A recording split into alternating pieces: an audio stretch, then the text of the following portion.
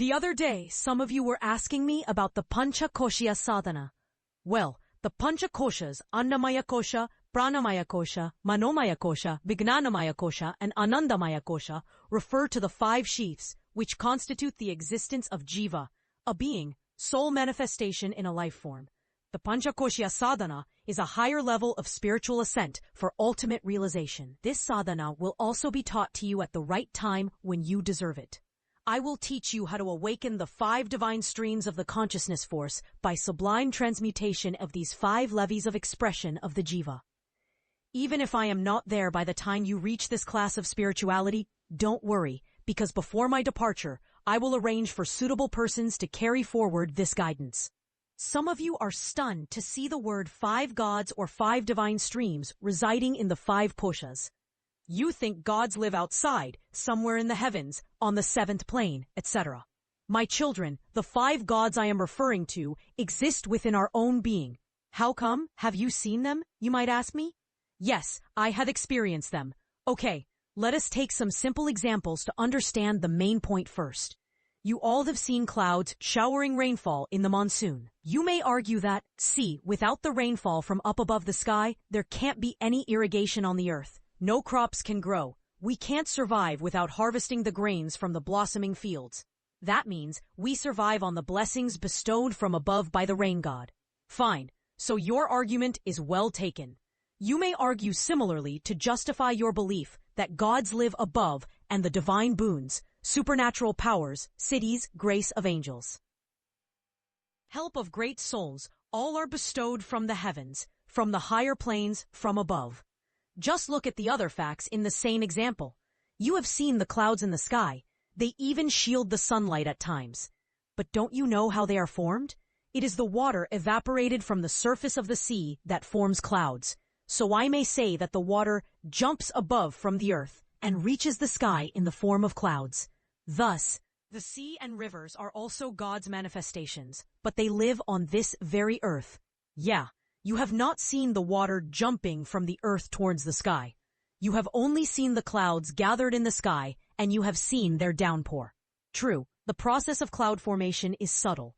You can't see the heating of seawater, its evaporation and upward flow that eventually gets condensed in small droplets gathered in the form of clouds. So, your argument may be reverted to conclude that gods fly up from the earth to the sky. There is no limit to the manifestation and expansion of the Almighty. Gods, the divine beings, live everywhere. You can find them on the earth as well. In fact, they are very much within all of you. You have to recognize and awaken them. They would appear in your own personality, in your divine virtues, and also manifest their astonishing powers. Have you heard of the Pandavas? They were endowed with divine personality, that is why they are known as God's sons. But did they fall from somewhere in the sky or higher planes? No. As the history of Mahabharata tells, they were all born to Kunti or Madri. Karna was blessed by Lord Sun, Arjun by Lord Indra, etc. But they were all born as humans only. They had not descended from a sublime world. So the divine powers may be born as children of just anybody. No, don't jump to this conclusion. The angelic beings need parents of compatible quality. Only those who have refined their inner selves, their character, their personality, the ambience of their families, to the level suitable for the birth of gods and angels in human form, deserve to have divine children. That means those who have accomplished the sadhana for this purpose alone would attain such rare potential. Precious achievements require great efforts. This is the universal law of nature. Don't dream of receiving divine gifts, blessings, by merely uttering some prayers in the praise of God, chanting his names, offering flowers and sweets to the deity's idols or pictures. Many a times people pledge before the deity saying, if my such and such problems are solved, I will donate this much amount in the shrine, or distribute sweets, break these many coconuts, etc. Or, if I gain these many millions, then I will build a temple and whatnot. Such manautis are like fake trades. Don't degrade divine devotion by such deals in the name of upasana. Please note your prayers won't reach the Almighty unless you have a pure heart. The sincere call of a needy and helpless with purity of heart will anyway reach him without any ritual of worship and without making such superficial promises. There is no upasana or sadhana by which you can bluff or mislead the gods to bless in your favor. I have read all religious scriptures of different faiths. I have not found any mention in the scriptures of any such mode of contacting or experiencing God. Please cast out all your illusions that Gayatri Anushtana, as a mere ritual, will shower great cities and boons upon you. Know the tenets of sadhana. If it were so easy to find God or get blessed by divine grace, no saint or ascetic sage would have had to observe arduous penance, self-restraint, yoga, chastity, and time-testing sadhana of self-purification, etc. People would have simply learnt the tricks in the form of some rituals, or verbal and intellectual utterances, to attract and hold divine powers. Then someone would have also sold the formula of catching Lord Hanuman, meeting goddess Santoshi Mata, appeasing Lord Ganesha, and so on. That way, one would have also devised methods of attracting, captivating, and even capturing the gods and angels. Then the mighty devils, cheats and clever ones would have been honored as his devotees in place of the poor saints and sages. Have you seen that happening anywhere? Why there would have been any need of ethics, moral values, and disciplines then? So please don't rove in any hallucination, illusory convictions, or superstitions. Don't fool yourselves. Don't run behind the mirage of your mental imagination. If you have come here for sadhana, you must know its true meaning. The word meaning of sadhana is to perfect, to master. As a spiritual endeavor, it is a devout attempt of self-purification, self-transformation towards perfection, and self-ascent by self-determination.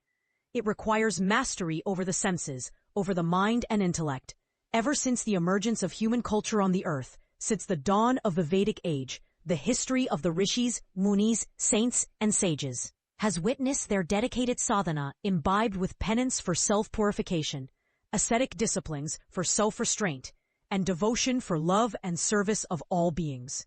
These aspects of sadhana were as important to our revered rishis as the inventions and practices of yoga, mantra japa, meditation, self-realization through trance, and supramental spiritual experiments.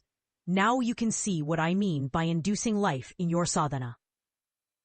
Along with the sincere practice of mantra japa and meditation and the rituals and yoga exercises of prior conditioning, what is of foremost importance is that you do everything through the heart, with deep engrossment of your inner spirit, with shraddha in divinity and in your own divine origin. This will be possible and gradually become natural with purity and enlightenment of your thoughts and emotions, and improvement of your conduct.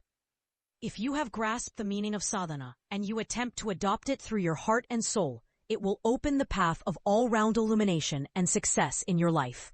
Let me assure that no sincere endeavor of sadhana will ever go in the void. It will return you manifold beatifying results. If you are fully dedicated in sadhana, you will experience the absolute truth of siddhi, supreme attainments, through sadhana in this very life. Worship the deity of life. Friends, I told you that no one will go empty-handed from here. No one who completes the 9 days Anushtana sadhana here has ever left without being blessed enormously. Do I sound arrogant? No, dear, it is not arrogance. I'm telling you only the facts. I am affirming with full confidence that if you do the sadhana of the real God, as I guide you here, there will be no want in your life. It will be full of peace, progress, and happiness. But who is this real God? How would you know? You can't, because sometimes you practice one mantra, sometimes the other. Sometimes you worship one kind of stone, idol of God form, or toy, sometimes some other. Sometimes you go to one shrine, another time to some other. Your ostentatious sadhana and devotion keep flickering. At times you believe in one god or goddess, then lose patience and jump over to some other god, even to the tantra practices of attracting ghosts and whatnot. You do that because of your eagerness, immaturity, lack of sincerity and faith. In short, you do everything except worshiping the God you should. You might wonder who that real God is. Well, there is no mystery. This is your nearest God, the soul God, Atmadeva. Living within you, the deity of your own life. Your sadhana should aim to realize the light of the Almighty, the Supreme, which is kindled in the soul of every being as the intrinsic glow of life, Antarjyoti. If the efforts you had fueled with your fluctuating faith in varieties of upasana sadhana were aimed at the sadhana of antarjyoti, no wonder you would have succeeded in reaching great spiritual heights by now. I can vouch in the presence of divine powers as my witness. I can claim with full confidence that if you had focused the direction of your life, your sadhana, in the righteous direction, you would have attained beatifying spiritual benefits. While talking of spiritual benefits, let me first clarify your doubts and misconceptions, which are usually there in people's mind as to what is spirituality.